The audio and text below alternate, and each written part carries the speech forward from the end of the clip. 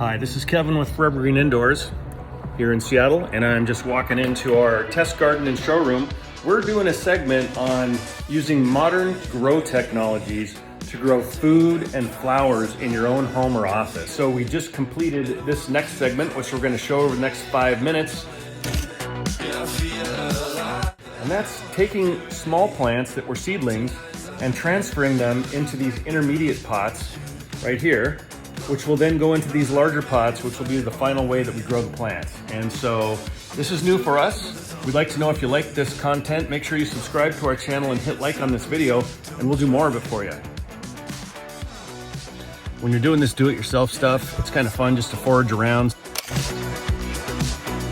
So I did find plant pots that I want, and I also found the up pot containers. So we'll show you how it all comes together in the next bit. Well, now it's time to move these seedlings that we planted late last week into some up potting or some new grow media, and we're going to go 2 different directions.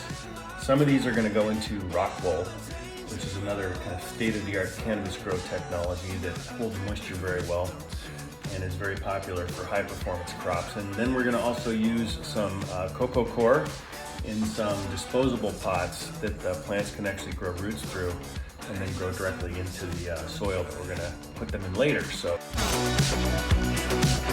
that's the next step with these ornamental flowers. To show you what the grow mediums are going to be in the next step, this is rock wool. These are 2 4-inch blocks.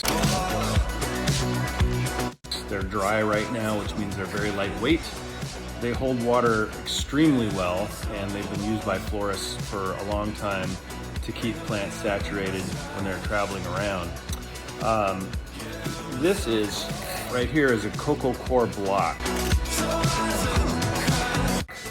And so this is a very compressed material that you add water to, and when you add water to it, expands. So we have a couple of different choices at this stage, and we're going to go ahead and get going with the cocoa coir and to expand it and put it into the jiffy pot. So we're going to have 2 different styles here for our seedlings. We've got the rock wool with all the small plants in it, and then we're going to get some jiffy pots going. So I'll show you that in a sec. So we're just saturating the cocoa coir because it's compressed. It takes a while for it to absorb this much liquid, but then when it does, it's going to expand, and it's going to make this nice little pile of topsoil here in this dish. I also put some nutrients and some liquid fertilizer to help get this cocoa coir set for plant nutrition from the very beginning. Did the same thing with the rock wool, by the way. The advantage to using products like cocoa coir and rock wool is they're stable and they're pretty sterile. So a lot of problems with topsoil that you get from the nursery is it has bug larvae in them, and you'll get moisture gnats in your grow space. And we don't want that in our homes or offices. So if you're using these types of neutralized soils, you don't really have to worry about it that much.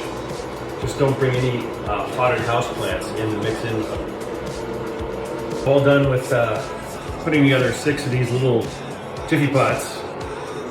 And I gotta say, it's a lot messier using the cocoa coir than it is using the rock wool. You just pop the rock wool, the starters right into the rock wool, and with this you've got to take some time to decompress it and then put it into these little pots. But either one is a good grow style, and as we watch these plants grow over the next few months, we'll see whether or not one does better than the other.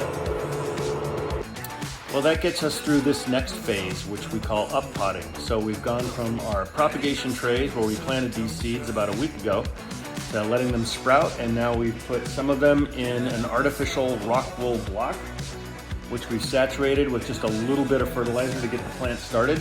And then we're also using the cocoa coir, which is ground coconut husks, and we're just going to watch those side by side, the same seedlings in both types. And then in the back there, we've got some pots that we bought at Home Depot.